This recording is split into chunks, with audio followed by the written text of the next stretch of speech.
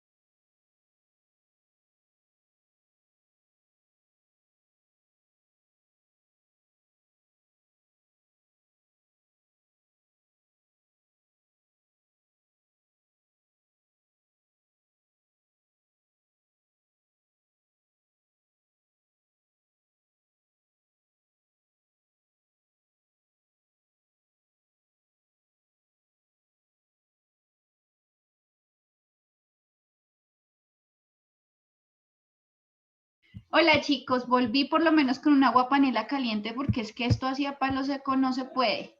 Ya estamos todos listos para la clase, entonces todos fueron también por un cafecito, por alguna cosita a la cocina.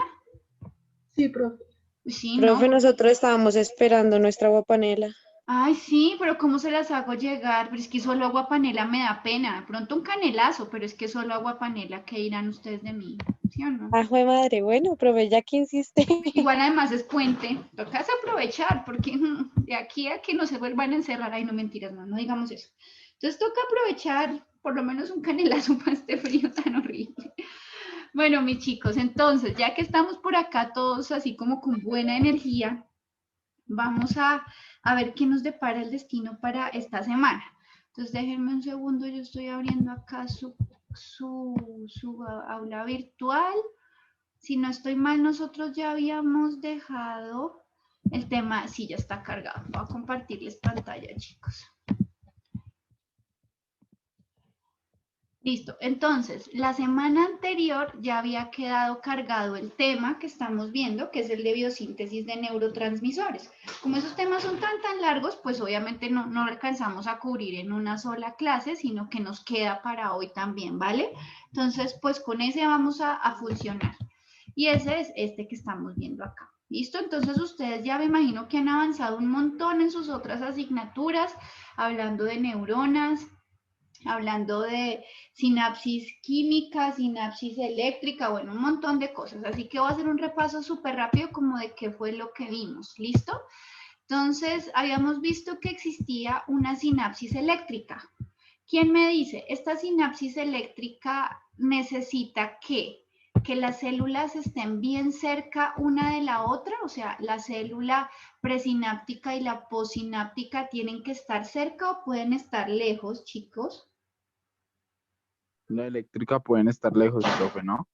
Lejos. No, tienen que estar pegadas la No, eléctrica tiene y que la Ah, química, sí se puede separar. entonces acuérdate siempre de qué pasa si yo me quiero electrocutar, ¿no? Dios quiera que nunca nos dé esa locura, ¿no? De ponernos a jugar por ahí después de un canelazo, ponernos a jugar con la luz.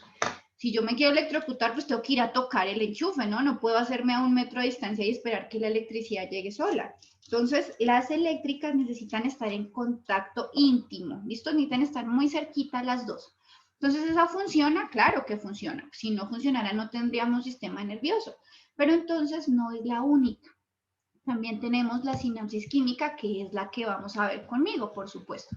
Entonces, en la sinapsis química decíamos, la neurona presináptica hace alguna cosa que todavía no lo hemos aclarado, y sea como sea, pero sintetiza el biotransmisor o ese neurotransmisor, que es una sustancia química que puede ser grande, que puede ser pequeño, y que va a viajar por este espacio sináptico hasta llegar a la neurona postsináptica. Y en la neurona postsináptica va a interactuar con los receptores. ¿Listo?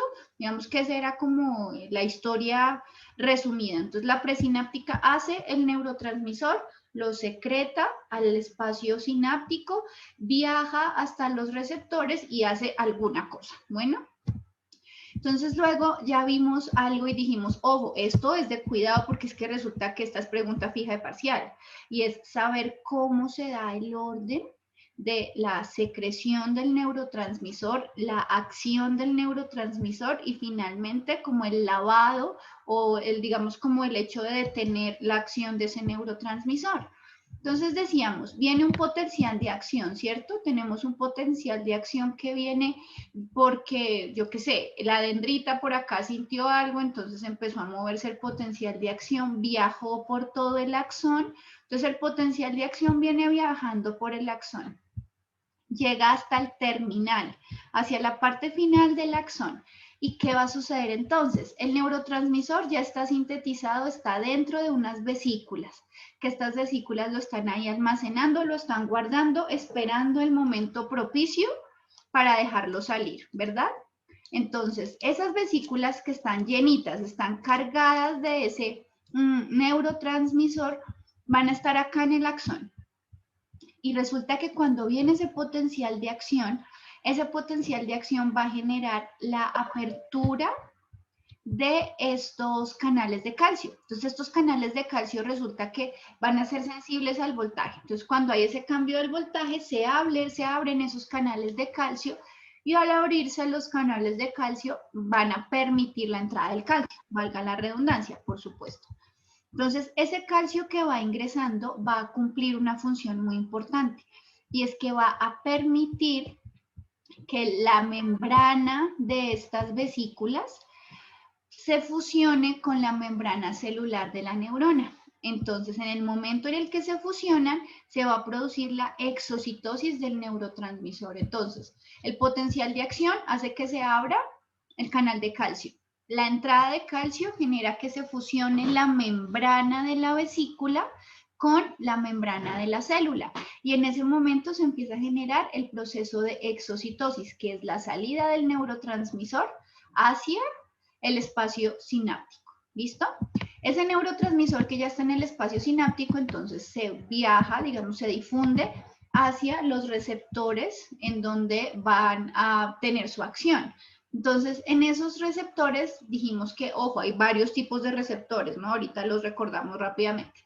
Pero lo que pasa es que va a generar al final, sea rápido o sea lento, al final genera la apertura de algunos canales de iones en la neurona postsináptica, ¿no? Entonces, el neurotransmisor hace que un canal de iones se abra y eso va a generar que el potencial de acción continúe. Entonces, no solamente el potencial de acción estaba en la presináptica, sino que ahora también va a estar en la postsináptica. Pero dijimos, ojo, este neurotransmisor no puede quedar abierto para siempre, o sea, yo no puedo empezar a correr y nunca parar, en algún momento me tengo que cansar. Y lo mismo sucede acá. Entonces, estos neurotransmisores pueden desaparecer, digámoslo así, por 3 mecanismos. El primero, que la neurona presináptica lo reabsorba. Entonces, que diga, bueno, ya fue suficiente de usted tenerlo por ahí afuera, vamos a reabsorberlo. Va a haber otra opción que se llama la degradación enzimática, entonces que ese neurotransmisor ya no va a estar completico, sino que alguna enzima va a llegar y lo va a romper. Y la última es que simplemente se difunda, que se vaya, que se lave como cuando llueve y se limpia en las calles. Así exactamente igual. Bueno, entonces este esquema dijimos es muy importante. No podemos olvidar ese orden desde el paso 1 hasta el paso 5 de cuáles son esas etapas que vamos a necesitar cumplir. ¿Listo? Entonces, habíamos hablado de 2 tipos básicos de neurotransmisores, los pequeños y los grandes. Entonces, acá vimos algunas estructuras. Dijimos, ojo, importantísimo, acetilcolina, pues todos, ¿no? Pero más para nosotros. Acetilcolina, glutamato, adrenalina, noradrenalina. Estas son como las más que vamos a mencionar más. Ah, bueno, y GABA, perdón, ese me faltó. Que vamos a mencionar más durante la clase. Y dijimos, la mayoría son pequeños, la mayoría van a ser considerados neurotransmisores pequeñitos, excepto por los péptidos. Y pues los comparamos, ¿no? Dijimos, pues es que pasar de esto a esto, y se nota la diferencia, ¿verdad? Mientras estos son pequeños, este es grande. Entonces tenemos un montón de neurotransmisores pequeños que pueden ser aminoácidos o derivados de aminoácidos y algunos neurotransmisores más grandes como los péptidos. Luego, lo último que vimos la semana pasada, chicos, fue los diferentes tipos de receptores, ¿no? Entonces yo les dije, hay muchos receptores porque está el receptor para acetilcolina, el receptor para GABA, pero digamos que hay una clasificación bastante general que separa los receptores en 2 tipos, los ionotrópicos y los metabotrópicos. De estos 2, chicos, ¿se acuerdan cuál era más rápido? El ionotrópico. El ionotrópico, y tenía una característica particular, y es que el mismo receptor era el mismo canal. O sea, es como esas personas que no saben trabajar en grupo, sabe que lo hago yo solo. Ah, ok, yo lo hago. Yo recibo la orden y yo mismo la ejecuto. Ese es ese. ¿Listo? Esos son los ionotrópicos. Mientras que los metabotrópicos les encanta trabajar en equipo.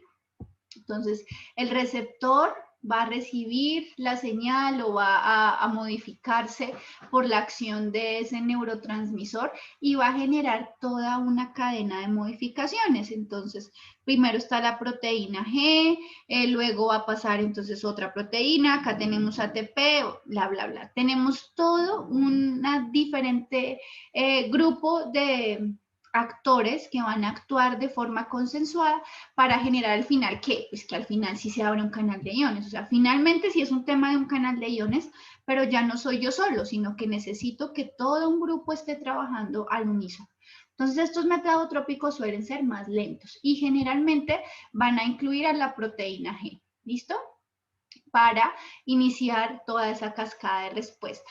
Entonces, ojo, ionotrópicos más rápidos, metabotrópicos más lentos. Muy bien, entonces hasta aquí voy así como arriándolos porque esto ya lo vimos. Entonces, simplemente era un repasito como para que no entráramos de pronto perdidos a lo que estamos viendo para hoy. Entonces, chicos, ya habíamos visto que podemos clasificar a los neurotransmisores por tamaño, pero también los podemos clasificar por la respuesta que generan en el momento, pues, de que lleguen a su receptor. Resulta que vamos a tener algunos que son excitatorios y otros que son inhibitorios. Es decir, que activan o que incrementan esa señal del sistema nervioso y otros que lo que hacen es que la detienen. ¿Ustedes creen que eso tiene sentido? ¿Que yo necesite primero activar la señal y luego detenerla? ¿Será que eso tiene algún sentido, chicos? No. Suena como raro, pero imagínense que yo dejara activa la señal todo el tiempo. ¿No les parece que eso sería un poco peligroso? Sí. Entonces, así como es necesario activar la señal del sistema nervioso, pues para que yo pueda, yo que sé, patear un balón, entonces levante la pierna, que el sistema nervioso nos dé la orden de levantar la pierna para patear el balón, pues también tiene que ordenarme bajarla. Así como me ordena que contraiga el músculo, pues en algún momento tengo que relajarlo, porque imagínense un músculo contraído eternamente, pues ese calambre después tiene que ser horrible. Entonces, ojo, es tan importante la activación de la señal en el sistema nervioso como el apagado de esa señal en el sistema nervioso. Ambos son exactamente igual de importantes. Así que por eso debemos tener neurotransmisores activadores y neurotransmisores inhibidores. Bueno, entonces los primeros activadores que vamos a ver son los que tenemos en la parte superior. Glutamato, epinefrina y norepinefrina. Entonces, ojo, por favor anoten en su cuaderno gigante de una vez. Glutamato para nosotros va a ser el principal. Bueno, falta un poquito acetilcolina también, pero es que esa la vemos aparte. El glutamato va a ser para nosotros principalmente activador. Entonces, el glutamato va a activar esa señal del sistema nervioso y nos va a poner como alertas. La adrenalina, ¿ustedes qué creen? ¿Si tiene sentido que sea activador o será más bien inhibidor? ¿Qué sentimos cuando se nos sube la adrenalina? ¿Si nos activamos? Sí, profe. Sí, profe. Estamos en estado de alerta. Entonces, claro, se nos dilatan las pupilas, por ejemplo, se incrementa la presión arterial. Hay toda una respuesta y toda una cascada. Entonces, estos son los que son activadores o excitatorios. ¿Cómo se da, digamos, una definición más exacta? Entonces decimos, los neurotransmisores excitatorios son aquellos que incrementan la probabilidad. Esto quiere decir probabilidad.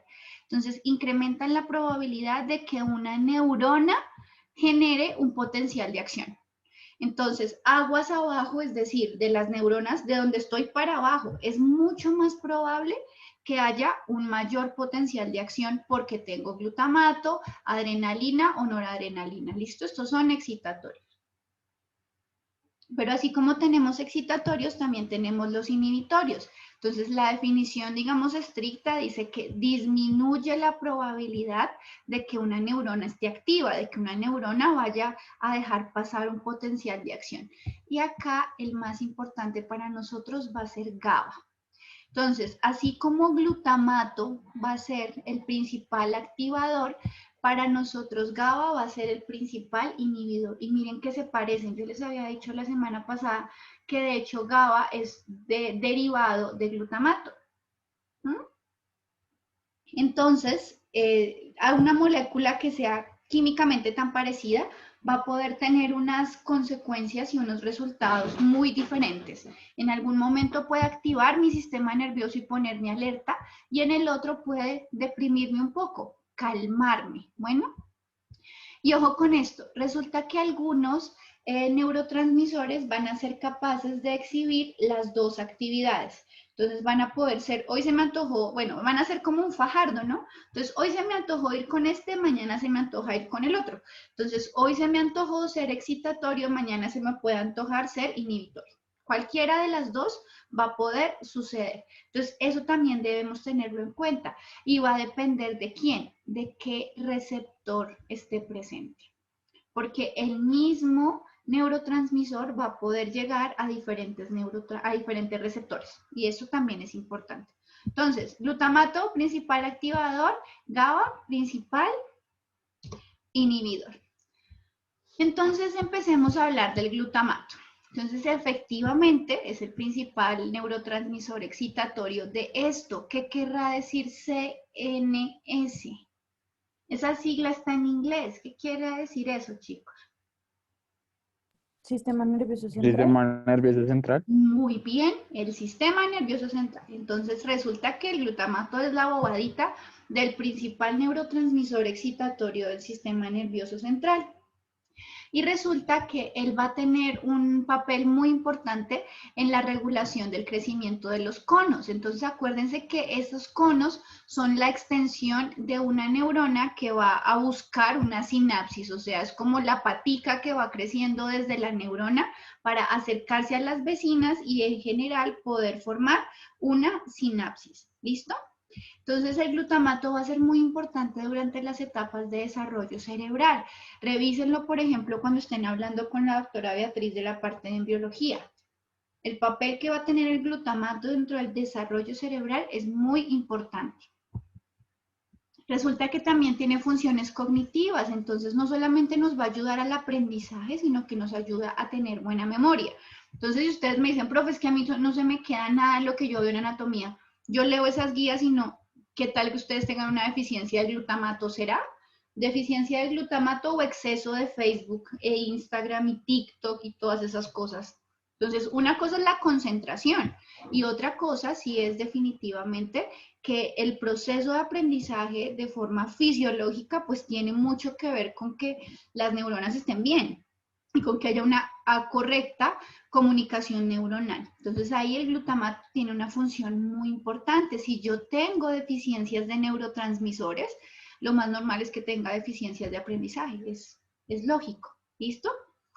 Pero entonces, ¿qué pasa? Resulta que cuando yo tengo un exceso de glutamato, pensemos en esto. Pensemos que el glutamato fuera para la neurona, es un activador, ¿no? Es un excitador. Imagínense que fuera Red Bull. Entonces, por aquí ya habíamos hablado con don Diego la semana pasada acerca de esas locuras, ¿sí o no? Es que Red Bull con Coca-Cola, bueno, yo no sé qué eran las mezclas raras que hacía. Entonces, quedamos en algo. ¿Ustedes se acuerdan? ¿Eso es sano o no es sano lo que estaba haciendo Diego de consumir ese montón de cosas mezcladas? No es sano. No, él No es prometió sano, que profe. no iba a hacer esas cosas locas. Listo, muy bien. Entonces, imagínense lo mismo que le vaya a pasar a la neurona. Si no es sano para Diego, que pues a Diego ya cambió, vean, esos son esos cambios rápidos. En una semana ya es un hombre nuevo, excelente. Entonces, si para un ser humano completo como Diego, que tiene un montón de células, es peligroso, pues imagínense para una sola neurona. Entonces, una sola neurona que se vea expuesta a una concentración elevada de glutamato va a terminar muy mal. ¿Por qué? Va a terminar matándola. Porque resulta que, si ustedes se acuerdan por aquí, voy a devolverme un poquito.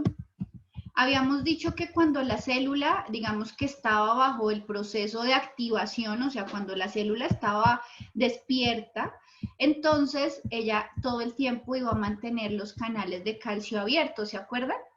Entonces, si usted me está mandando la orden de que yo trabaje y trabaje y trabaje, yo dejo los canales de calcio abiertos, permito la entrada de calcio para que se fusionen las membranas, para que salgan, no sé qué. ¿Y ustedes qué creen? ¿Será que el calcio puede entrar eternamente a la neurona y la neurona va a estar bien, divinamente? No. Como que no. ¿qué le va a pasar a la neurona? Ojo, lo vamos a repetir ahorita más adelante, pero les voy a decir de una vez como para que lo tengamos en la cabeza. Cuando el calcio entra, la concentración aquí empieza a aumentar, ¿cierto? Y empieza a aumentar tanto, tanto, tanto, que como el calcio no sale, porque es que sigue entrando y sigue entrando y sigue entrando. Ustedes se acuerdan de la ósmosis, que la vimos el semestre pasado, ¿cierto? Es el transporte de agua. Como aquí adentro de la neurona hay tanto calcio, ¿qué va a hacer el agua? ¿Ustedes qué creen? ¿El agua de la neurona va a salir o el agua que está afuera va a entrar? Si sale, se concentra más el calcio que está acá, ¿cierto? Porque estoy sacando el agua. Y si entra el agua, va a intentar diluir un poquito todo ese calcio. ¿Qué creen ustedes? ¿El agua de la neurona sale o la neurona deja que entre harta agua? ¿Sale, no? ¿Sí? Entonces, miren, repetimos. Entra. El calcio, tengo un montón de calcio que está entre y entre y entre, ¿no? Entonces esto se me está acumulando de un montón de calcio. La concentración se está aumente y aumente y eso no puede pasar para siempre. Entonces el agua tiene que empezar a tomar medidas. Si el agua sale, hace que esto se concentre aún más. Si el agua entra, entonces va a intentar diluir el calcio.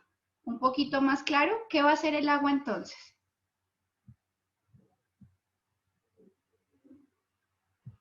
¿Sale o entra? Entra. Entra muy bien, porque va a intentar diluir muy bien, Diego, también. Entonces, la neurona va a recibir agua al comienzo y la recibe feliz, pues porque dice, sí, me tiene inundada de calcio, gracias a Dios me llega un poquito de agua, ¿cierto? Pero, ¿qué es lo...? Listo, Dianita, no te preocupes. Pero, ¿qué es lo que va a pasar? ¿Ustedes qué creen? ¿La neurona puede recibir agua eternamente? ¿Ustedes se acuerdan cuando hablamos de que las células se empezaban a hinchar si entraba mucha agua?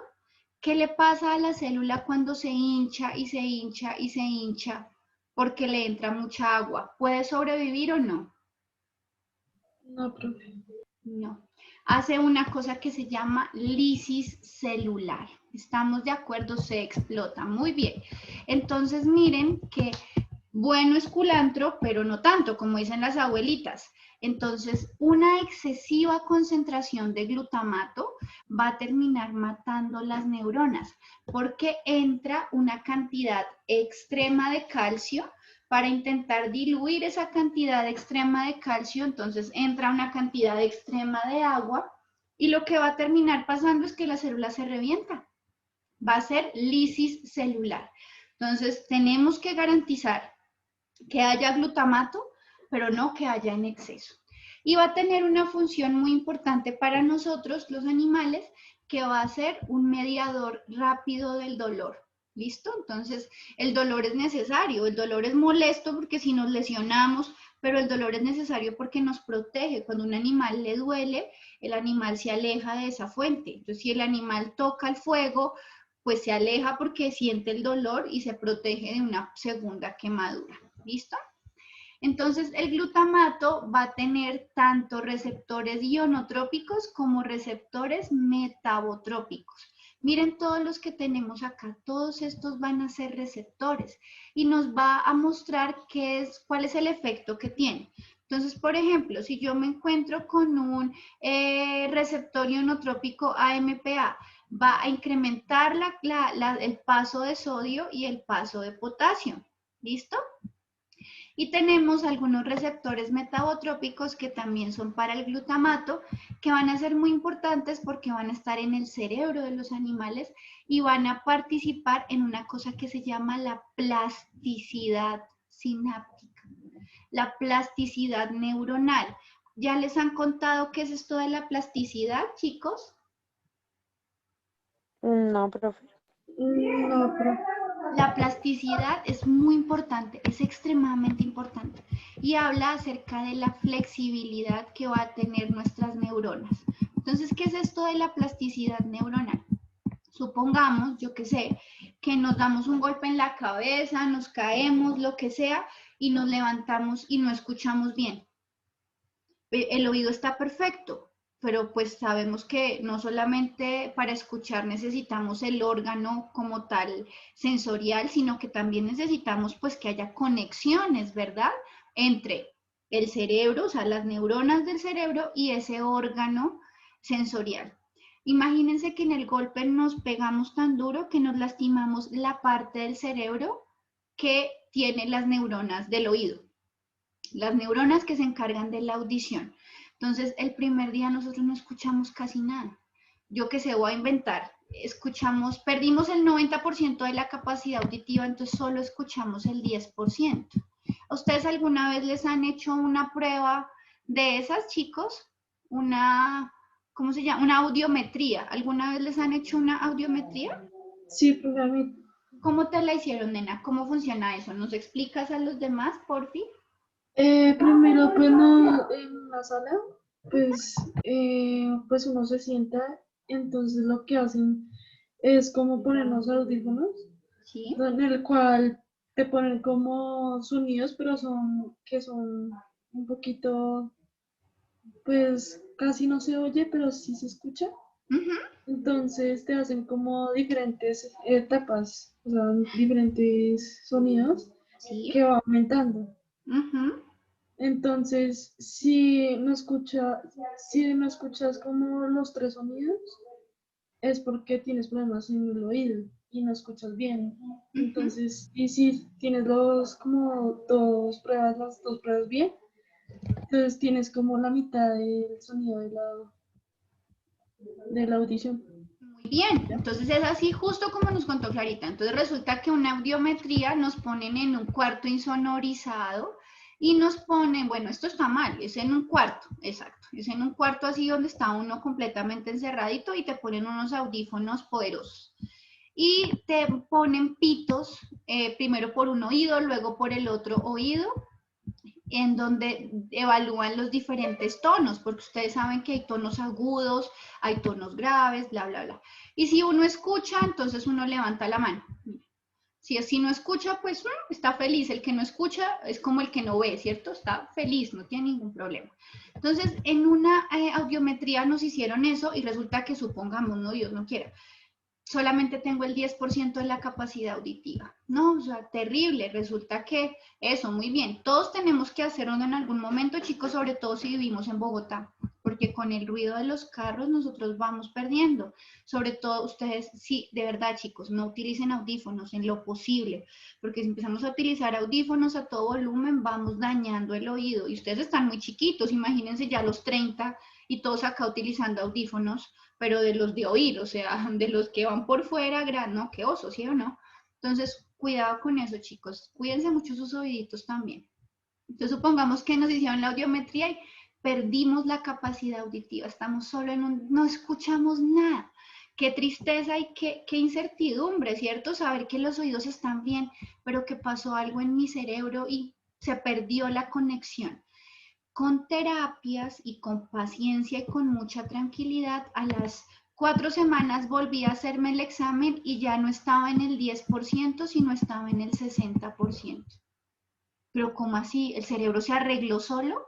¿Ustedes qué creen? ¿Será que esa parte de las neuronas que se dañaron se regeneraron, se revivieron? No, eso no pasa. Y al otro mes yo vuelvo a ir después de unas terapias muy juiciosas y recuperé el 90% de mi capacidad auditiva. Insisto, no es porque las neuronas que se murieron se hayan resucitado, es porque estas eran las neuronas que se murieron. Todo este pedazo del cerebro se me murió, por así decirlo.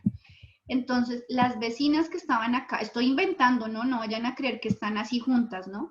Las vecinas de aquí eran las de la visión, las vecinas de aquí eran las del olfato, las vecinas de aquí eran las de la memoria, las vecinas de aquí eran, ¿qué me falta? Las del tacto, yo qué sé, cualquier otra.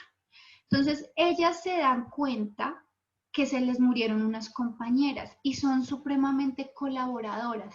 Entonces dicen, oiga, esta gente estaba encargada como de algo importante, esta gente estaba encargada como de una cosa con el oído. ¿Por qué no entre todas nos ponemos de acuerdo y empezamos a recuperar esas funciones que se perdieron? Eso es lo que se llama la plasticidad neuronal.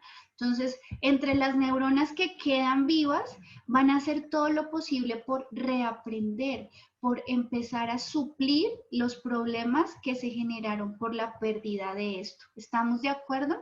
Entonces, el cerebro es maravilloso. Cuando hay un daño en una región localizada y las demás pueden suplir eso que se perdió, al final, digamos que no se va a notar tanto. El problema es cuando no es una muerte tan localizada, sino que es algo masivo. Pues si se muere todo el mundo, pues ¿quién queda para arreglar? Nadie, absolutamente nadie. ¿Estamos de acuerdo? Entonces, con esta plasticidad podemos jugar. Así que una persona que haya sufrido un derrame cerebral no implica que ya, listo, pues no, al ancianato y olvidémonos de esa abuelita, pues porque ya para qué. No, con terapia se puede recuperar, nunca al 100%, pero por lo menos sí se puede hacer algo. ¿Estamos de acuerdo con esto, chicos? ¿Quedó claro? Sí, profe. Señora. Perfecto. Entonces, para evitar que nos pase esto que explicamos acá, ¿cierto? Para evitar que se nos llene de calcio, ¿se acuerdan que lo vimos acá?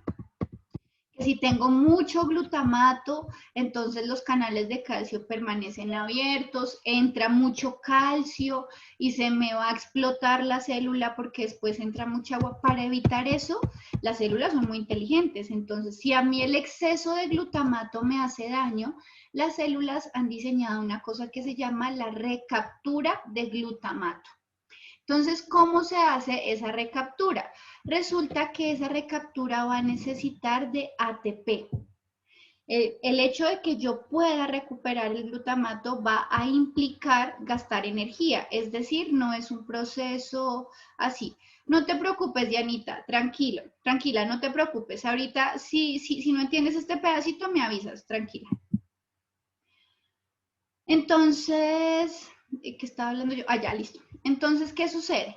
Las células van a estar, digamos, pendientes siempre de mantener una concentración de glutamato y de sus derivados estable, de mantener una concentración que sea saludable. Entonces, ¿cómo así que el glutamato y sus derivados? Lo que pasa es que el glutamato, miren que va a tener algo que ver con la glutamina, va a tener algo que ver con GABA. Entonces, yo necesito controlar la concentración de los tres, GABA, glutamato, glutamina. Y vamos a ver que van a empezar a relacionarse varias tipos de células. Entonces, una cosa es que yo tenga acá mi neurona, ¿cierto?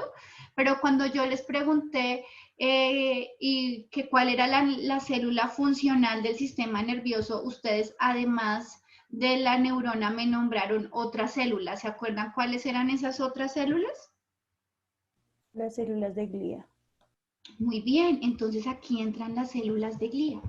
Ellas, todas estas, las neuronas, la presináptica, la postsináptica y las células de glía van a mantener una comunicación constante para garantizar que la concentración de glutamato y sus amigos se mantengan en unos valores o en unas concentraciones saludables. Entonces, ¿en qué momento se me salta eso? ¿En qué momento no voy a ser capaz de poder mantener unas concentraciones estables? Cuando no tenga suficiente ATP. ¿En qué momentos creen ustedes que el cerebro no va a tener suficiente ATP? Por ejemplo, en pacientes que tengan isquemia o que tengan un derrame cerebral. Es decir, en ese momento, no, para la producción de mielina ya vamos a hablar, no te preocupes, don Diego María, pero no, la producción de mielina se va a dar es aquí, directamente sobre los axones. Espérame, porque ahora no encuentro una imagen bonita. Acá, directamente sobre esto, pero estas no son las células de glía, estas son otras. No te preocupes, que eso lo vemos ahorita, tú fresco. Entonces, resulta que para que efectivamente se pueda dar esa comunicación necesitamos que haya suficiente cantidad de ATP. Cuando tengo un paciente con isquemia o un paciente con derrame cerebral, ¿qué va a pasar? Las células se me empiezan a morir. La isquemia es la muerte. Entonces tengo una muerte en un segmento porque pasó algo, hubo una toxicidad, hubo falta de oxígeno, por ejemplo. Entonces, si el paciente se está ahogando y no le llegó oxígeno al cerebro, vamos a empezar a tener isquemias. Si el paciente le dio un infarto y no le llegó oxígeno, vamos a empezar a tener isquemias. Eso es gravísimo, ¿cierto? Entonces, cuando tenemos una isquemia, un derrame cerebral, no puede producir ATP la neurona. Acuérdense que la neurona tiene sus mitocondrias normales y es capaz de producir su ATP. Si ella está en problemas, entonces no va a ser capaz de absorber el glutamato. Y si no es capaz de absorber el glutamato, va a tener exceso de glutamato, exceso de calcio y finalmente termina explotándose la célula por lo gorda. Y eso es lo que llamamos un edema cerebral. Entonces les repito eso porque sé que ya son muchas palabras. Primero, necesito mucho ATP. Si resulta que estamos en unas condiciones como isquemia o muerte cerebral, que es cuando no le llega, por ejemplo, oxígeno suficiente a las neuronas y parte de ellas empiezan a morir, entonces si no les llega oxígeno no pueden producir ATP. Si no tienen suficiente ATP, la primera consecuencia es que no pueden recapturar el glutamato. Si no pueden recapturar el glutamato, va a entrar mucho calcio a la neurona. Y si entra mucho calcio, también entra mucha agua. ¿Y eso en qué termina? Eso termina en un edema cerebral. O sea que de una isquemia terminamos en un edema. Y eso es gravísimo porque implicaría prácticamente ya la muerte del paciente. ¿Listo? Entonces, por eso es que les digo que las concentraciones deben mantenerse. No podemos, no tener es gravísimo, pero tener en exceso también es igual de malo. ¿Listo, chicos?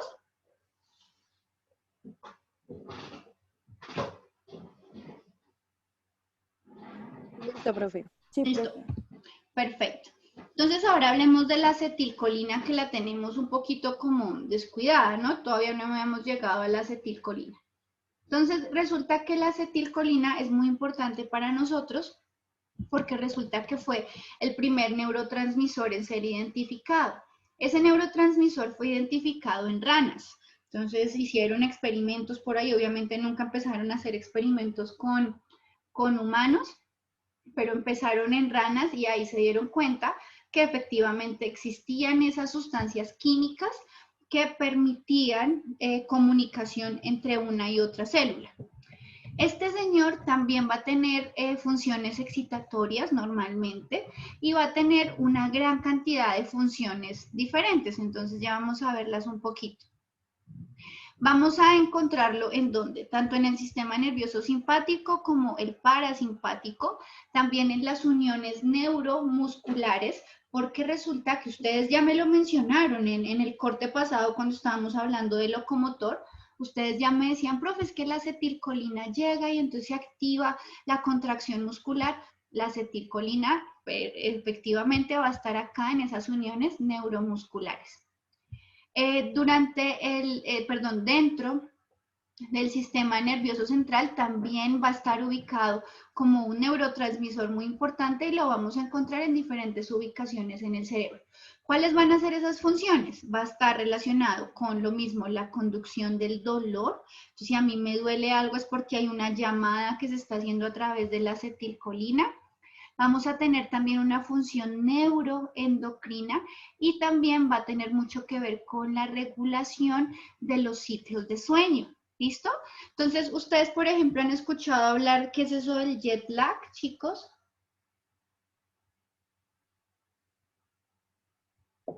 No, profe. ¿Nunca jamás?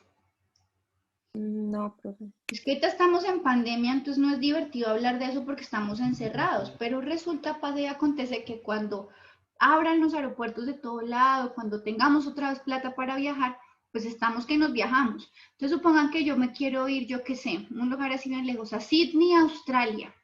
Ni siquiera sé cuántas horas son de viaje, pero yo supongo que van a ser que como casi un día y medio de viaje. Yo no sé, ¿alguien sabe algo de eso? ¿Cuánto se va? A Dubái. Bueno, Diego quiere ir a Dubái. Vamos a Dubái, qué hijo de madre. Cualquier cosa que sea bien lejos. Entonces resulta que cuando nosotros estamos acostumbrados a una rutina como animales que somos, pues estamos acostumbrados a levantarnos temprano, hay quienes hacen ejercicio temprano, otros harán más tardecito, nos bañamos, empezamos a estudiar todo el cuento y nos acostamos más o menos a la misma hora. Los animales son mucho más juiciosos que nosotros, ustedes saben, ¿no? En una granja las gallinas se levantan todos los días al mismo día, se acuestan todos los días a la misma hora. Cuando nosotros nos vamos de viaje por allá y cambiamos la hora, de aquí a Dubái estoy segura que son 9 horas. O sea, de aquí a Dubái me refiero en diferencia horaria. Es decir, si aquí son las 4 de la tarde, entonces allá ya es la 1 de la mañana. Son 9 horas de diferencia horaria. Cuando nos vamos allá y cambiamos por completo nuestro reloj, entonces lo que para nosotros era el día, allá ya es la noche. Cuando viajamos, lo más seguro es que lleguemos allá supremamente cansados y no podamos dormir ese primer día, porque nuestro cerebro está acostumbrado a un horario diferente. En el momento en que es de noche allá, nosotros estaremos súper activos.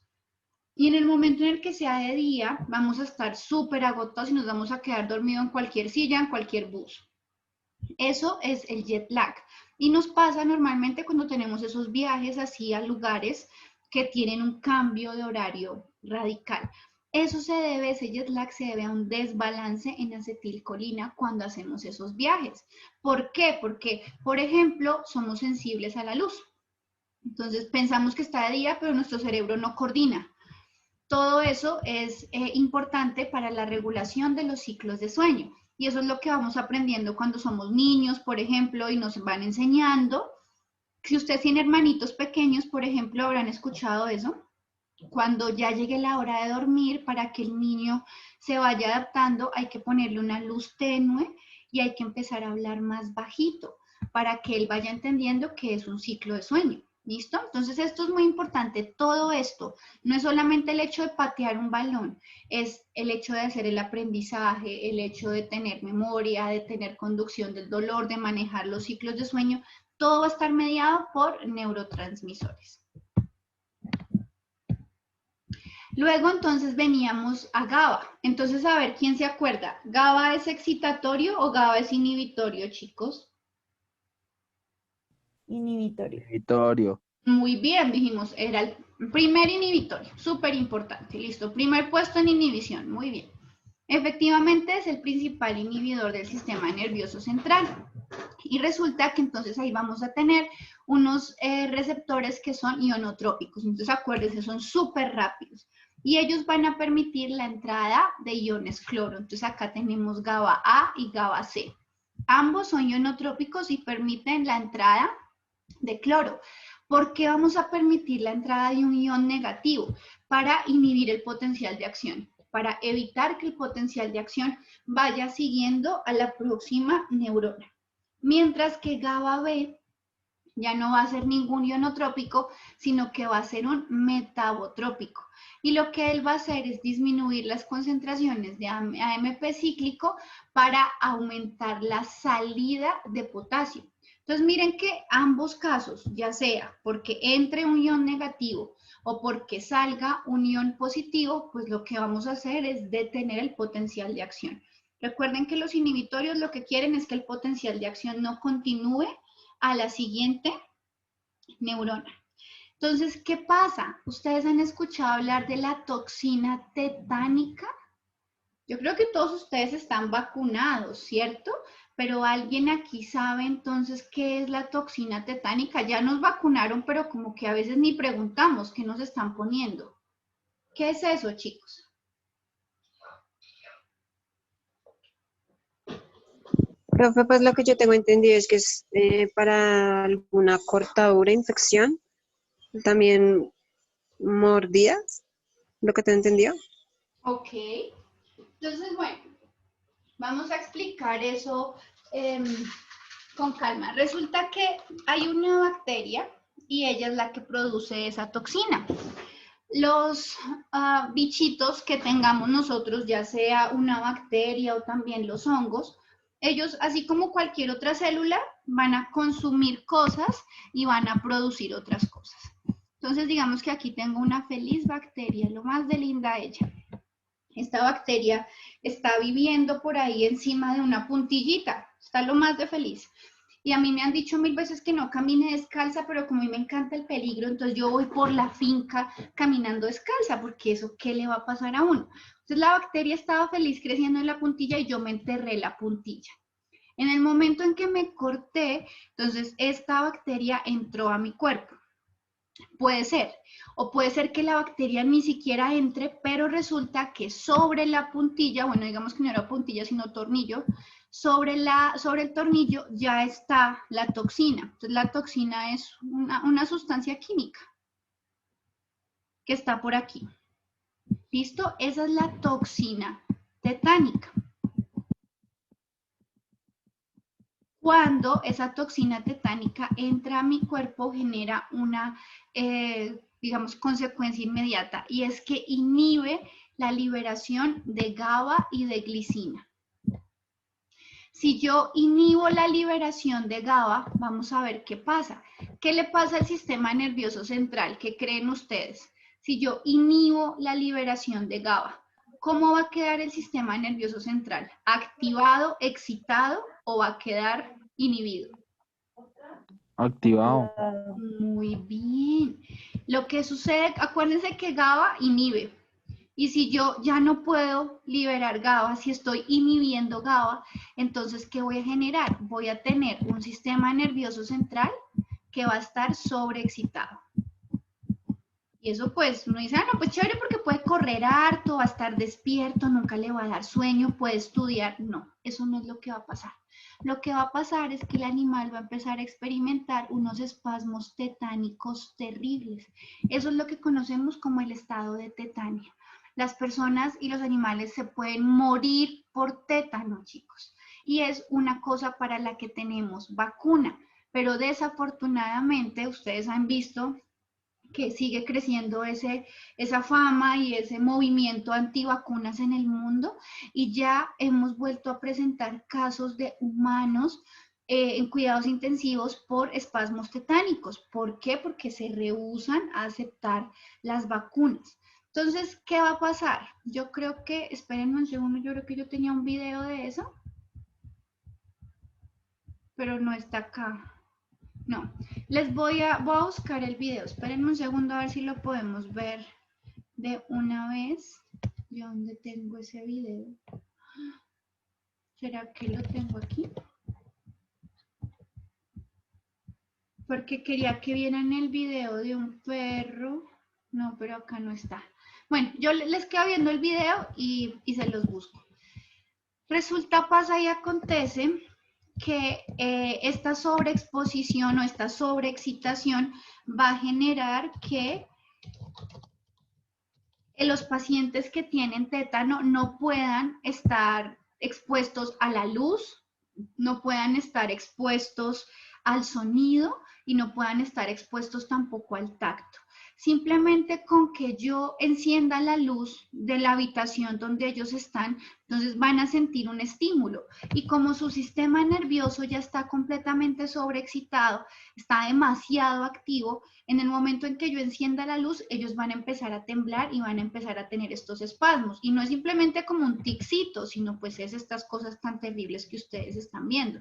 Lo mismo con el oído. Entonces, cuando ellos están muy malitos, toca cubrirles los oídos para que no sientan ningún ruido. Nadie los puede tocar. Y hace mucho tiempo, cuando las personas se morían de tétano, morían de esta forma. Porque los espasmos formaban, digamos, como ya al final terminaban así. Entonces, la única manera de enterrarlo, pues era, ya saben cómo, ¿no? En pedacitos. Entonces, esto sigue siendo una realidad y desafortunadamente, lo que les digo, a pesar de que tenemos la vacuna, cada vez estamos volviendo a ver estos casos porque no nos vacunamos, porque simplemente ya no creemos en las vacunas o nos van a poner un microchip o bueno, ustedes han escuchado tantas locuras como yo. Entonces, por favor, ustedes que están expuestos a agujas todo el tiempo, ustedes que se pueden cortar en el ejercicio profesional, es muy importante que tengan esto presente. ¿Se les parece a algo? ¿En alguna otra parte han escuchado de una toxina que genere espasmos, chicos? como por ejemplo entre las modelos o entre los actores. ¿Será que alguien paga para que le inyecten toxinas? ¿El Botox? Muy bien. Entonces resulta que así de chiflados estamos como seres humanos, que no solamente no nos vacunamos contra lo que nos puede pasar, sino que vamos y pagamos un montón de plata para que nos pongan Botox. El Botox se llama toxina botulínica. También es una toxina producida por un microorganismo y lo que genera son espasmos. Lo que pasa es que se supone que si es alguien que sabe, nos pone, digamos que esta ya no es una bacteria, sino es la cara de un ser humano, empieza a ponerlos en algunos lugares para que la gente quede como con cara de sorprendida, ¿verdad? Y se les tire la piel y no se le vean tantas arrugas. Pero ¿qué pasa después de 15 años de estarse inyectando Botox? Se les deforma completamente los músculos de la cara, porque imagínense ustedes, 15 años los músculos de la cara con espasmos. Entonces terminamos convertidos ahí en un Frankenstein en vez de en una piel súper bonita, libre de arrugas, ¿vale? Entonces esas toxinas, pues lo que les digo, no solamente no nos vacunamos contra la que toca, sino que pagamos para que nos inyecten otros. Somos muy chistosos. Entonces, hablemos un poquito de GABA, ya que vimos que es tan importante que va a ser el principal inhibidor del sistema nervioso central. Entonces, para poder sintetizar GABA, ya habíamos dicho, yo necesito arrancar con el glutamato, pues porque tienen que ver uno con el otro. Entonces, aquí tenemos el glutamato o ácido glutámico. Recuerden que, pues para efectos nuestros van a ser exactamente lo mismo. Glutamato o ácido glutámico son la misma cosa, y para poder formar el GABA, digamos GABA, el nombre real se llama el ácido gamma aminobutírico, pero como suena como feo, pues le decimos GABA. Para poder pasar de glutamato a GABA, entonces vamos a utilizar una enzima que se llama la glutamato descarboxilasa. ¿Estamos de acuerdo? Entonces, la glutamato descarboxilasa, como su nombre lo indica, pues va a actuar sobre el glutamato y va a hacer una descarboxilación. Esto ya lo hemos visto muchas veces antes. Entonces, ¿qué es una descarboxilación? Pues quitarle un carbono, y ese carbono que yo le voy a quitar sale en forma de CO2. Entonces, en este proceso de síntesis de GABA, aparece GABA y aparece una molécula de CO2 que se libera. ¿Listo? Entonces, ya vimos. 3. Vimos primero glutamato, que era activador, y dijimos, ojo, es muy importante que seamos conscientes de que las células se encarguen de reabsorber rápidamente el glutamato para que no quede unas concentraciones muy elevadas.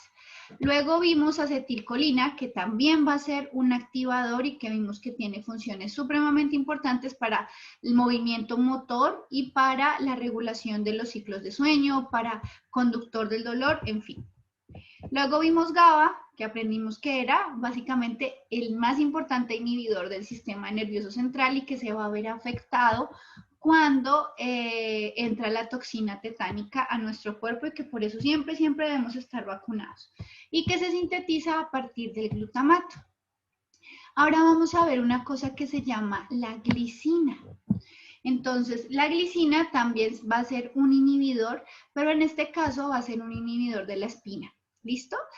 También podría llegar a tener algunas funciones excitatorias o algunos efectos excitatorios. ¿Por qué? Porque va a ayudar al glutamato. Entonces resulta que el glutamato, vimos por acá, que tenía varios tipos de receptores, si ustedes se acuerdan. Entonces, la glicina va a poner más sensible este receptor. En el momento en el que sensibiliza este receptor, va a hacer que sea más fácil para el glutamato actuar. Y como el glutamato tiene funciones activadoras, pues en últimas, la glicina va a también mostrar como un poquito de funciones activadoras. ¿Listo? Pero digamos que hablando de manera estrictamente independiente, la glicina va a tener funciones inhibidoras. Bueno. Listo. ¿Cómo va a actuar esta glicina? ¿Cómo va a ser efectivamente inhibidora? Pues porque va a generar la apertura de canales de cloro. Y recuerden que ya lo habíamos visto aquí con GABA, cuando yo permito el ingreso de cloro, el ingreso de un ion negativo, voy a detener el potencial de acción. Entonces voy a estar impidiendo que el potencial de acción siga a la próxima neurona y eso va a generar que en últimas yo esté teniendo una función netamente inhibitoria. Estos canales de cloro van a ser ionotrópicos, entonces ya sabemos que van a ser básicamente rápidos y que van a funcionar muy bien para continuar con su acción inhibitoria. ¿Listo? Y va a tener una función muy importante en la modulación de los reflejos musculares. Entonces, la glicina va a ser básicamente un inhibidor y solamente va a tener una pequeña acción excitatoria con el glutamato, pero básicamente pueden meterla dentro del mismo grupo de GABA. Entonces, GABA y glicina van a ser inhibitorios, mientras que los demás que hemos visto van a ser excitatorios. Hasta aquí, ¿cómo vamos, chicos? ¿Todo más o menos claro? Sí, profe. Sí, profe. Profe, sí, perdón. Digamos que a mí mi internet se me entrecortó y la verdad no entendí muy bien lo de la acetilcolina. Tranqui, nena, no te preocupes. Bueno, Gracias, profe. no te preocupes, nena. Entonces, habíamos dicho que esta, primero, digamos como a modo de comentario general, fue primero identificada en ranas. Entonces, fue muy importante, fueron experimentos muy crueles, pero nos permitieron saber que había neurotransmisores. ¿Listo? Va a ser un neurotransmisor activador, va a ser excitatorio y va a tener varias funciones: conducción del dolor, regulación de las funciones neuroendocrinas y también las regulaciones de los ciclos de sueño, que van a ser muy importantes sobre todo en los animales que sufren de estaciones, porque acuérdense que en esos países que son de estaciones perfectamente pueden pasar 6 meses con el sol en la cabeza y otros 6 meses sin sol. Entonces, en esos lugares, esos animales van a tener que adaptarse a esos ciclos de sueño. Bueno, estas células, este neurotransmisor va a ser muy importante en algunas partes del sistema nervioso, en particular para sistema nervioso simpático, sistema nervioso parasimpático y en las uniones neuromusculares. Por eso, ustedes ya lo habían mencionado en su ABP anterior y en su corte pasado cuando estábamos hablando del sistema locomotor. Entonces, las células que tengan, por ejemplo, receptores de acetilcolina son consideradas células colinérgicas. Entonces, cuando les hablen de células colinérgicas, son las células que sintetizan acetilcolina o que reciben acetilcolina porque tienen el receptor de acetilcolina. ¿Listo? Entonces, las células que dependen de la acetilcolina van a ser consideradas como células colinérgicas. Así hacen como un grupito aparte. ¿Listo, nena? Sí, profe, gracias. Listo, perfecto.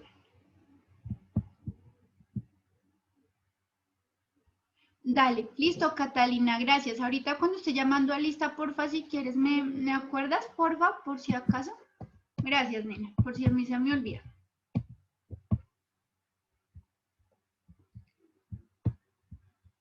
Listo. Entonces, ahora vamos a hablar acerca de esos otros neurotransmisores que no hemos tratado. Si ustedes se acuerdan, en la clase anterior la separamos por la estructura química, ¿no? Entonces dijimos, primero vamos a hablar de las monoaminas y de los que son aminoácidos o derivados de aminoácidos.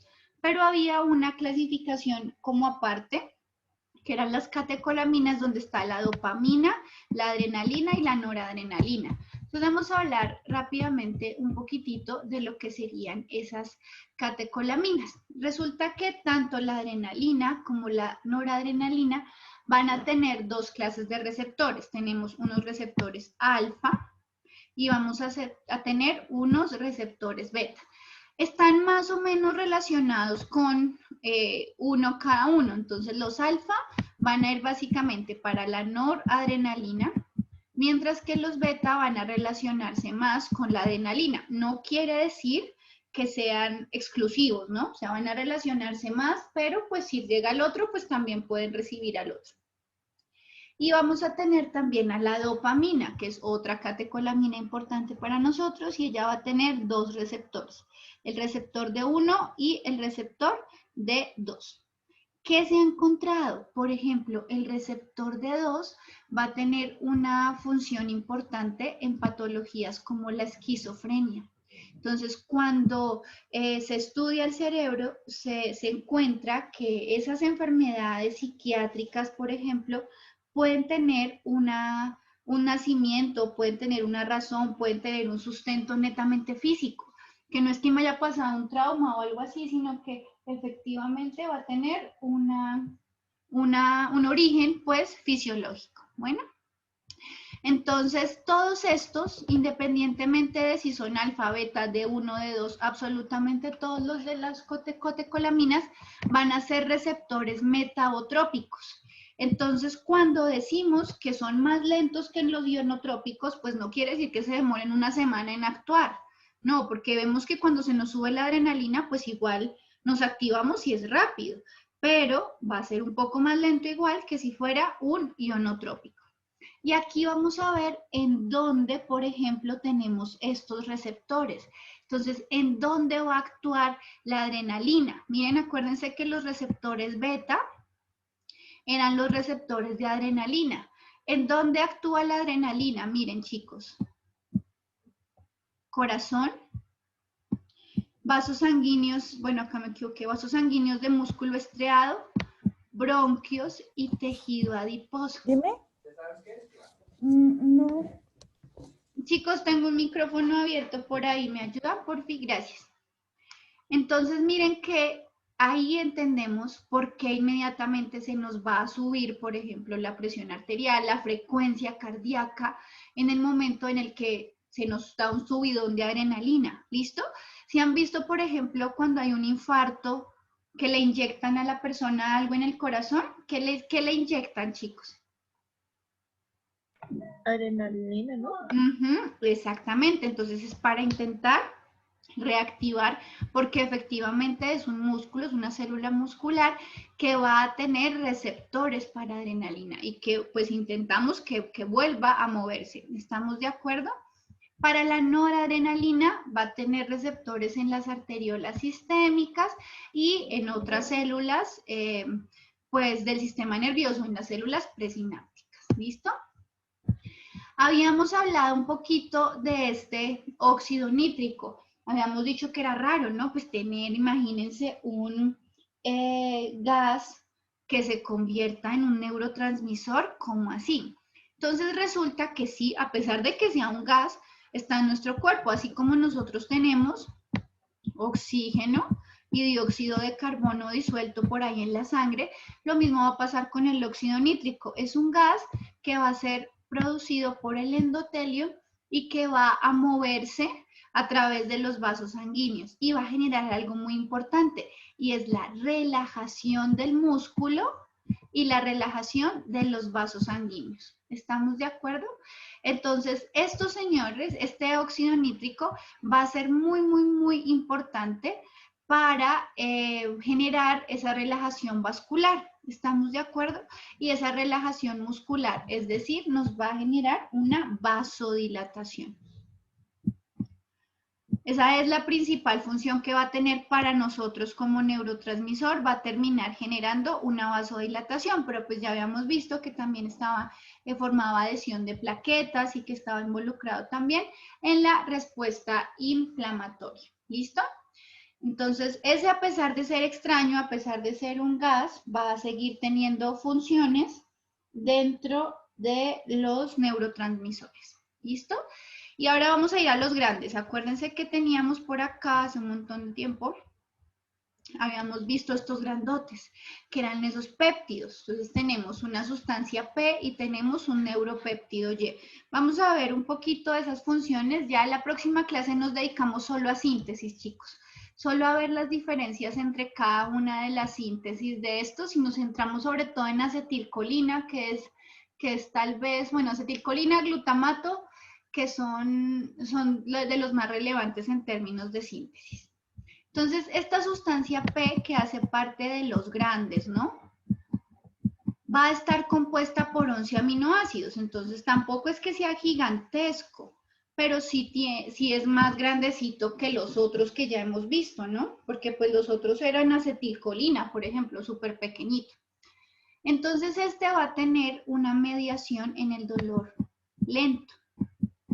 También va a generar un movimiento de peristalsis, entonces va a estar relacionado con la peristalsis normal en el intestino. Vamos a ver un poquito de la síntesis y nos vamos a dar cuenta que al convertirse en un péptido, al ser un péptido, va a tener que sintetizarse en un lugar específico de la neurona, pero ustedes eso ya lo conocen porque eso es biología de primer semestre, ¿no? Síntesis de proteínas, síntesis de péptidos. Ustedes eso lo tienen clarísimo, ¿no? Entonces, chicos, hasta aquí, ¿tenemos alguna pregunta o está todo más o menos claro? Todo claro, profe.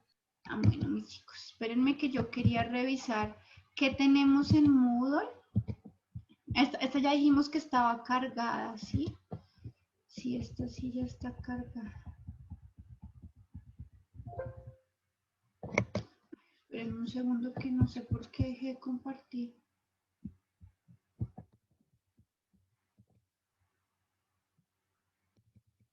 Sí, esto ya estaba cargado. No era. Listo. Entonces, bueno, vamos a entrar con el tema de síntesis, chicos. ¿Dónde estábamos?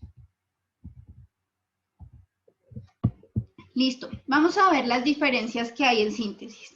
Resulta que, ojo, no es lo mismo sintetizar moléculas pequeñas, no es lo mismo sintetizar neurotransmisores de moléculas pequeñas que sintetizar neurotransmisores de moléculas grandes. ¿Estamos de acuerdo? Es una diferencia abismal. ¿Por qué? Voy a devolverme a la estructura de la neurona que vimos como en la primera diapositiva. Digamos por acá. Entonces vamos a ver repaso biología de primer semestre. ¿Listo? Entonces están los organelos de la célula. Resulta que vamos a tener por aquí una cosa que se llama el núcleo. ¿Quién me dice qué hay en el núcleo, chicos? ADN. ADN y eso se llama material genético, listo. ¿Cuál es la función del material genético? Si yo les preguntara eso, ¿ustedes qué me dirían?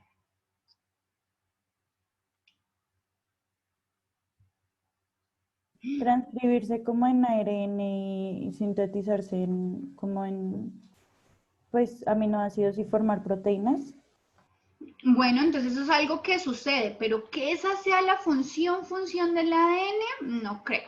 Acuérdense que la función del ADN es definir la naturaleza de la célula, ¿cierto? Definir la naturaleza del ser que compone, del que está compuesto esas células.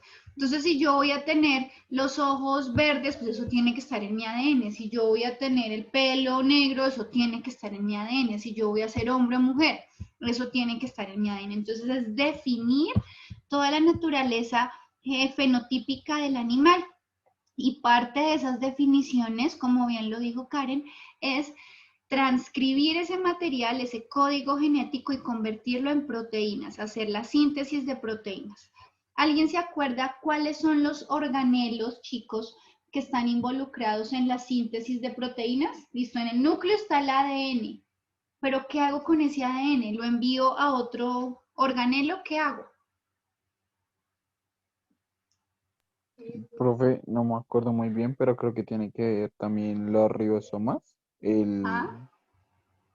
Y los ribosomas o la esta que está alrededor del núcleo, el RER, ¿El retículo retículo endoplasmático? plasmático rugoso. Ok, muy bien. ¿Y qué más? El aparato de Golgi. Ah, el aparato de Golgi. Entonces vemos que hay varios organelos que van a estar, digamos, involucrados en todo el proceso. Entonces, es cierto, vamos a empezar con el material genético que está dentro del núcleo. Y lo primero que tenemos que hacer es una transcripción, ¿verdad? Entonces pasamos del ADN al ARN mensajero. Eso es lo primero. Después de que tenemos eso, entonces pasamos a los ribosomas. Pues acá este dibujito obviamente no tiene tampoco como el detalle que necesitamos. En los ribosomas vamos a hacer la traducción, que ya es como tal cambiar de lenguaje completo, por eso se llama traducción, está pasando de un idioma a otro, está pasando del ARN mensajero ya a la codificación de proteínas, que efectivamente es con los aminoácidos. Y después de que ya tengo eso, entonces voy a hacer todas las modificaciones propias de la proteína, es decir, darle la estructura. Por ejemplo, si necesito ponerle carbohidratos por algún lado, si necesito hacerle una glicosilación, se llama eso. Todo eso va a ocurrir en el retículo endoplasmático y va a ocurrir en el aparato de Golgi, que son esas modificaciones post-traduccionales que hay que hacerle a la proteína. Entonces, quiero que mirando este dibujo, chicos, ustedes me digan. Yo ya les acabé de comentar, ¿no? El péptido P tiene 11 aminoácidos. O sea que es una proteína pequeña, pero es una proteína. Entonces, ¿será que yo puedo fabricar, sintetizar el péptido P por acá, por acá, por aquí, o tiene que ser acá? ¿Qué opinan ustedes? Tiene que ser en el núcleo, ¿no? En el soma. Bien, tiene que ser en el núcleo. Esa es la gran diferencia en la síntesis entre un neurotransmisor pequeño y un neurotransmisor grande. Si se trata de un neurotransmisor grande, obligatoriamente tiene que sintetizarse en el soma, porque resulta que depende del núcleo, depende de los ribosomas, depende de toda la maquinaria celular. Es la única posibilidad de que se vaya a poder sintetizar esos péptidos, los neurotransmisores grandes. Mientras que, por ejemplo, si yo quiero hacer acetilcolina, si yo quiero hacer glicina, si yo quiero hacer glutamato, GABA, bla, bla, bla, todos los otros. Entonces, todos los neurotransmisores pequeños van a poder sintetizarse directamente en el axón. ¿Estamos de acuerdo? ¿Cuál de los dos les parece a ustedes más eficiente? Entonces pensémoslo de esta manera. ¿En dónde se necesita el neurotransmisor? ¿En dónde se va a usar el neurotransmisor? En el axón. En el axón. Entonces, ¿qué será más eficiente? ¿Sintetizarlo en el soma o sintetizarlo en el axón? En el axón. Claro. En el axón. Total. Entonces, tenemos mucha más eficiencia cuando trabajamos con neurotransmisores pequeños. Y por eso es que hay más neurotransmisores pequeños que grandes. ¿Listo? Miren, entonces ya aprendieron a hacer síntesis de neurotransmisores. Ya estamos del otro lado. Lo único que vamos a ver son algunas particularidades, sobre todo en esta síntesis de neurotransmisores pequeños. Pues porque en los grandes, qué chistes, si ustedes ya vieron eso. Si es sintetizar una proteína y es la misma historia que si fuera cualquier otra proteína. ¿Listo? Entonces, bueno, habiendo dicho eso, vamos a concentrarnos en los pequeños, pues porque son los interesantes para nuestra clase. Entonces, esos pequeñitos que van a poder sintetizarse directamente en el terminal del axón, van a necesitar materias primas. Entonces, algunas materias primas o precursores van a ser absorbidas a partir de ese espacio sináptico. O sea, van a entrar a la célula cerca al axón. Entonces, necesito papas, pues voy a la tienda y las compro rápidamente. Está cerca, simplemente es comprarlas y seguir con mi vida. Hacer el almuerzo es rápido, están cerca, están a la mano. Algunos, entonces la célula va a decir, no, pues yo no necesito andar a la tienda a comprar cosas. Yo voy a utilizar algunos productos de los procesos celulares.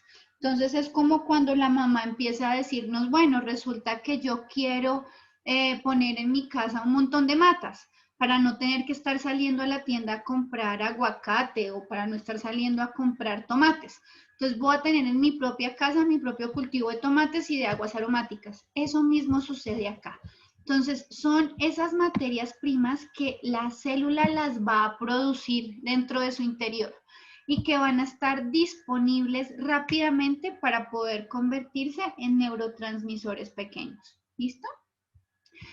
Entonces ya tengo las materias primas. 1, ya sea porque los absorba desde la parte exterior, o 2, porque los pueda utilizar desde lo que tengo ya en mi propia casa. Pero ¿qué me hace falta? Además de las materias primas, necesito algo que me permita acelerar las reacciones. Porque esas reacciones no pueden ocurrir en 15 años, sino que necesito que ocurran rápido. ¿Cómo hago yo para acelerar las reacciones, chicos? Con Mediante enzimas. enzimas. Ah, muy bien. Entonces, además de tener todas las materias primas, necesito también tener enzimas. Muy bien, chicos. Entonces, todo ese proceso debe estar listo. Bueno, chicos, yo les pido un segundo, es que están llamando desesperadamente a mi casa y ya me tienen preocupada. Denme un segundo, por favor.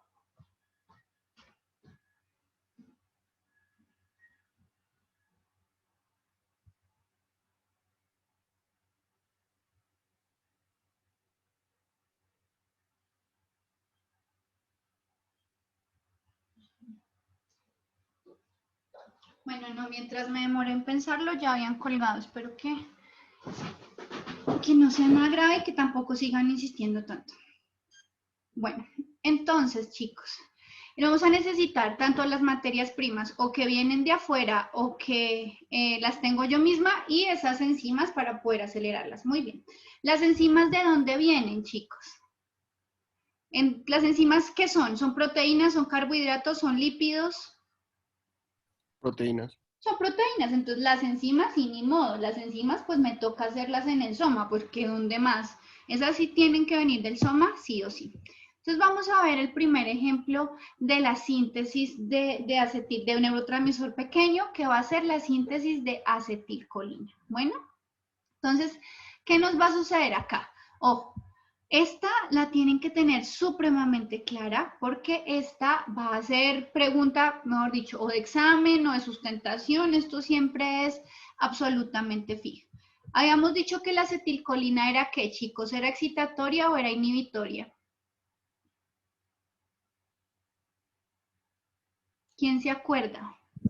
Excitatoria, profe. Excitatoria, muy bien. Entonces, listo, vamos a sintetizar esta acetilcolina que va a tener un montón de funciones importantes. ¿Cómo vamos a hacerlo?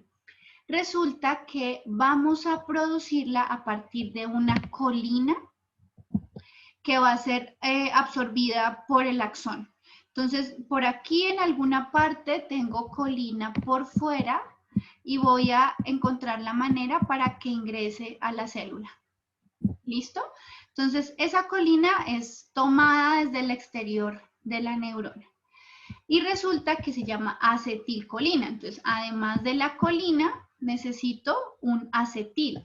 ¿Ese acetil de dónde va a venir? Pues acuérdense que por allá arriba en el soma, resulta que la neurona va a tener una mitocondria. Y hasta donde yo me acuerdo, habíamos visto que había una molécula central para el metabolismo en la mitocondria. ¿Se acuerdan? Que era el acetil-CoA. Entonces decíamos, ojo, el acetil-CoA es la molécula central del metabolismo celular. Eso es como todo el mundo pasa por el acetil-CoA. Es lo más importante. Entonces resulta que la célula toma uno de afuera, de la tienda, que sería la colina, y toma uno de su propia huerta, que sería el acetil-CoA. Esta primera enzima se va a llamar la colina acetiltransferasa. ¿Listo? Entonces miren que tiene sentido.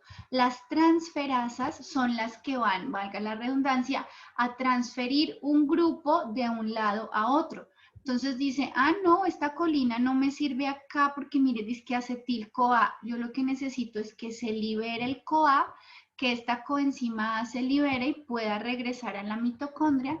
Y voy a unir el acetil con la colina. ¿Estamos de acuerdo? Entonces, esta primera enzima se llama la colina acetiltransferasa. ¿Listo? Esta acetilcolina, una vez producida, entonces va a ser encapsulada en una vesícula sináptica. Acuérdense que esto ya lo hemos visto, ¿no? Necesita estar almacenada esperando al momento en que sea necesaria. El neurotransmisor no se produce a demanda, o sea, cuando sea necesario, no, sino se produce in advance. ¿Qué quiere decir? Por adelantado. Yo tengo el neurotransmisor aquí ya listo. Usted avíseme cuando lo necesite, pero ya lo tengo. Bueno, entonces, ¿qué pasa cuando es necesario? ¿Qué pasa cuando, por ejemplo, viene un potencial de acción, se abre el canal de calcio? Ya hemos dicho que se fusiona la membrana de esa vesícula sináptica con la membrana de la neurona y se libera la acetilcolina. Entonces, ¿qué va a pasar? La acetilcolina viaja a través de este espacio sináptico y reacciona o va a tener su interacción con el receptor. Entonces, se genera la respuesta aquí en la segunda neurona, que sería la neurona postsináptica. Pero dijimos, el sistema nervioso no puede quedar activado para siempre. Entonces, este neurotransmisor de acetilcolina tiene que ser capaz de destruirse. ¿Cómo se va a destruir? Pues a través de una enzima que se llama como la acetilcolinesterasa. ¿Listo? La acetilcolinesterasa en lo que se dedica o en lo que se especializa es a romper la acetilcolina. Entonces, ¿qué hace? Deja libre el acetil, que sería un acetato porque pues ya está aquí afuera, y la colina. Entonces, el acetato sale, se lava y pues va a ser utilizado en otros lugares porque igual pues es una fuente de carbono. Acuérdense que el acetil son 2 carbonos, entonces esto se utiliza en otras partes y la colina va a ser otra vez de vuelta al ciclo. ¿Estamos de acuerdo? Entonces, importantísimo aquí que recuerden siempre los nombres de las enzimas. Para poder crear la acetilcolina necesito una transferasa. Entonces se llama colina acetiltransferasa. Bueno, esta enzima va a ser importante para unir el acetil-CoA con la colina. Y una vez ya ha cumplido su misión con el receptor postsináptico, ya necesito es limpiar ese neurotransmisor. ¿Qué voy a necesitar? Voy a necesitar una segunda enzima que la destruya. ¿Y cómo se llama esa enzima que la destruye? Se llama la acetilcolinesterasa. ¿Listo, chicos? Listo, profe. Perfecto. Entonces, yo que les puedo preguntar, mejor dicho, el dibujo completo el día del parcial y todos lo hacen completico. ¿Alguna pregunta?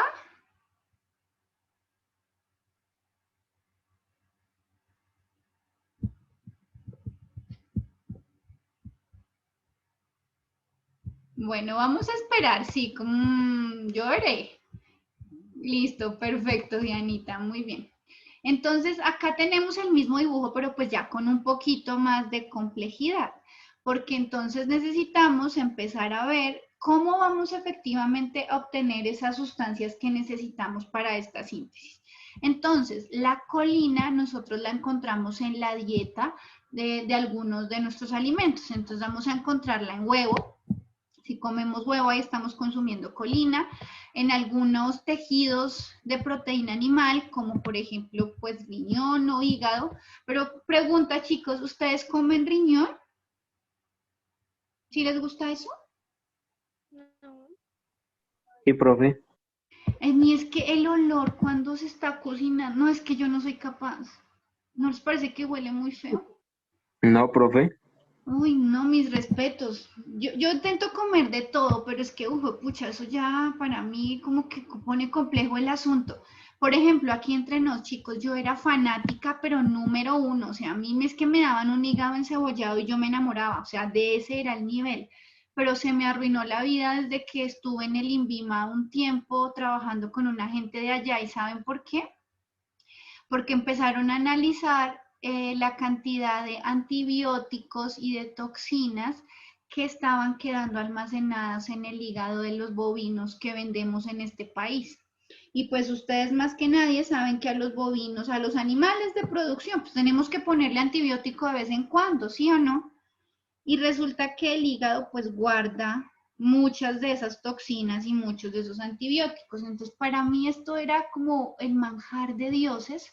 Y ahora cada vez que me ofrecen hígado, lo único que pienso es que voy a generar resistencia a los antibióticos y ya me dañaron de por vida uno de mis platos favoritos, ¿no?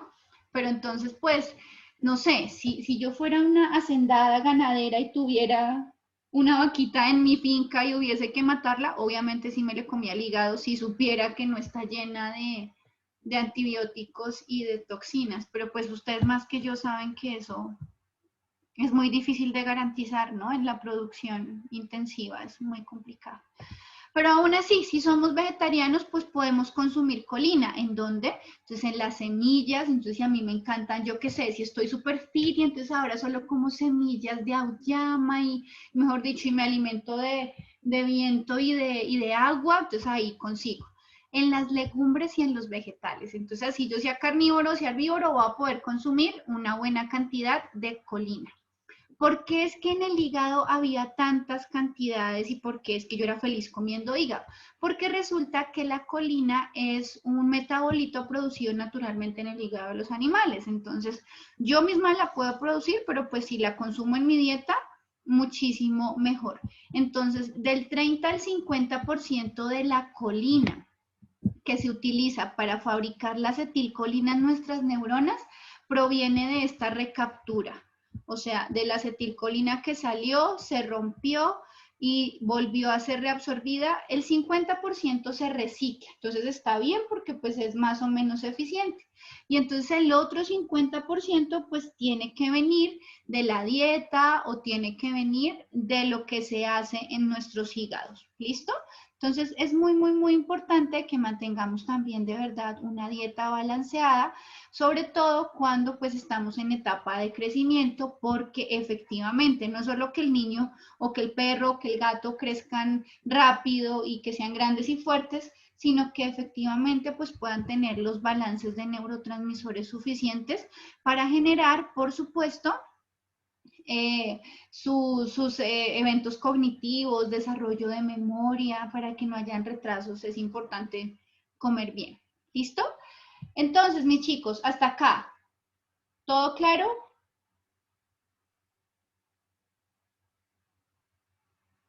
Sí, profe. Sí, señora. Perfecto, muy bien, bueno.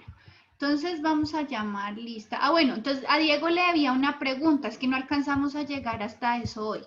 Diego, tú me habías preguntado que quiénes entonces eran las que producían la mielina. ¿Alguien sabe cómo se llaman esas células que producen la mielina? Las células de Schwann. Las células de Schwann, muy bien. Entonces resulta que las células de Schwann están por acá, don Diego. Y ellas van recubriendo esta axón con unas cintitas de mielina. ¿Quién de ustedes me puede decir cuál es la función de la mielina? Como para que cerremos con eso.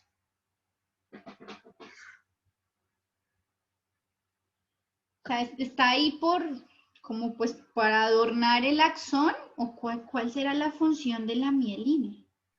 Profe, la función no sería de que, bueno, como la neurona se basa con descargas eléctricas, pues pasa electricidad, lo que hace es como para dejar ahí la carga eléctrica que pasa por ahí, para que en otras partes del cuerpo no se vean afectadas. Ok, entonces tú me estás, claro, explicando y me dices que la mielina es un aislante, ¿verdad? Sí, señora. Muy bien, entonces lo que pasa es que es como cuando pongo un cable de electricidad en la calle, es un cable de cobre, pues yo no lo voy a dejar pelado porque qué peligro. Entonces le ponemos un aislante. En eso tienes toda la razón, pero la mielina realmente no tiene esa función porque para eso tenemos unos lípidos que están por ahí recubriendo. La grasita es un excelente antieléctrico, ¿cómo se llama? Aislante eléctrico.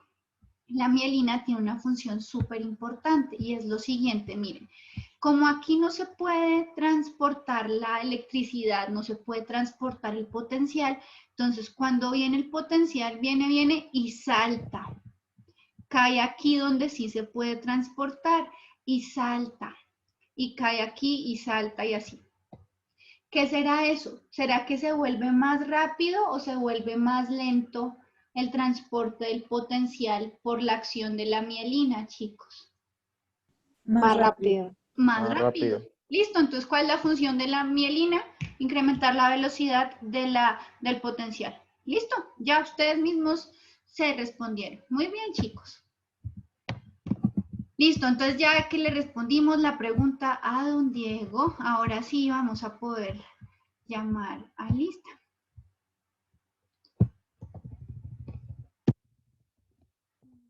Estamos acá.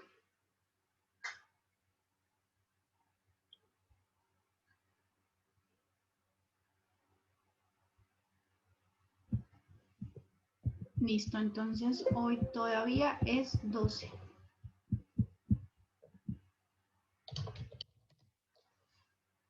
Listo, tengo por aquí a doña Laura Barrera. Sí, profe. Perfecto, nena, listo. Doña Aura Caballero. No la veo.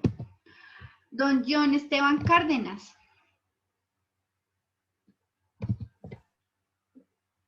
Profe, aquí estoy. Listo, compañero, perfecto. Diana Castellanos. Claro que sí, hablamos ahorita, ¿cierto, nena? Sí, sí, sí, claro que sí. Doña Dianita, perfecto. Don Sergio Contreras.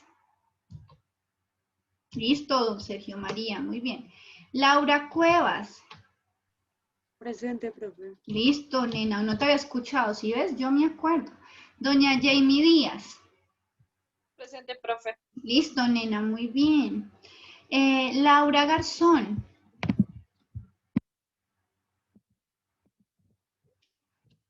Listo, Laurita, ya te vi. Es que, claro, ustedes díganme sin problema. No, prefiero que me digas Valentina, profe. Yo no tengo ningún lío. Entonces, a Alexandra y Valentina, lo tendré en cuenta, chicas. Angie González. Yo, profe. Listo, nena, perfecto. Estefanía Hernández.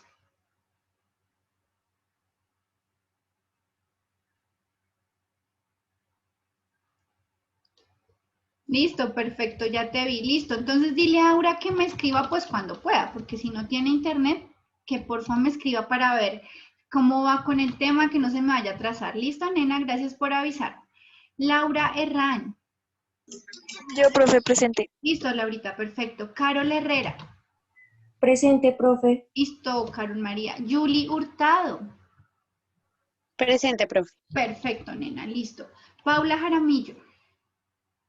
Perfecto, Paulita, listo. Karen López. Aquí, profe. Claro que sí, nena. Erika Manrique. Yo, profe. Doña Erika, listo, muy bien. Laura Martínez. Fue la que te dije que se le fue el internet. Perfecto, nena, gracias por avisarme, listo. Yuri Mesa, sí, me acabas de hablar por Aura, listo, nena. Santiago Monguí. Aquí, profe. Listo, don Santi. Jessica Nieto. Presente, profe. Listo, nena. Cristian Orjuela. Presente, profe. Listo, don Cristian. Don Michael Oviedo. Presente, profe. Listo, compañero, muy bien. Doña Clarita Quintero. Aquí, profe. Listo, perfecto, nena. Entonces me dicen que Andrés aplazó, ¿no? Andrés, ¿sí está? No, profe, yo sigo acá. Ah, ya. Yo ya me estaba como asustando. Listo. Doña Valerie Rincón. Presente, profe. Listo, perfecto, nena. Alejandro Rincón. Presente, profe. Listo. Paula Rubio.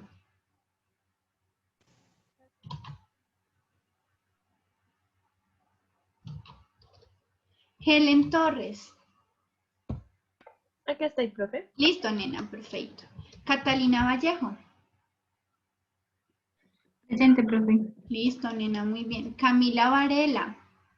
Presente, profe. Te voy a dar una estrellita a la persistencia, ¿no? Tuviste 1000 problemas de conexión, pero ahí firme. Muy bien, nena. Ingrid Belandia. Presente, profe. Listo. Doña Wendy Vélez. Presente, profe. Muy bien. Y don Diego Vergara, que ya cambió y es un hombre nuevo, renovado. Muy bien, excelente. Siempre es que es tiempo. Bueno, chicos, entonces por favor cuídense mucho, este frío está una salvajada. Les cuento, tengo un dolor de garganta y de oído que ya siento la gripa venir. Ya todos estamos súper psicoseados de que el COVID y el asunto, pero no se nos puede olvidar que la gripa normal sigue existiendo y que con estas lluvias y que con este frío tan inmundo, pues nada, es normal.